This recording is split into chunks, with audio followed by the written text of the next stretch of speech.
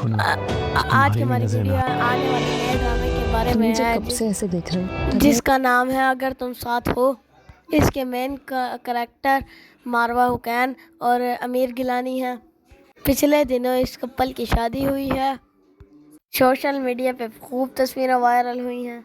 मारवा हुसैन और आमिर गिलानी अपनी शादी पे बहुत खूबसूरत लगे हैं।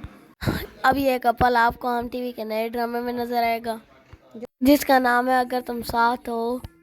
इसमें मारवा हुसैन और आमिर गिलानी के साथ जावियार नुमान को देखेंगे। टीजर से तो ये ड्रामा बहुत रोमांटिक लग रहा है। मारवा हुसैन उससे इससे पहले हम टीवी के ड्रामे में काम कर चुकी हैं। ड्रामा जफा जो कि बहुत ज़्यादा हिट गया है।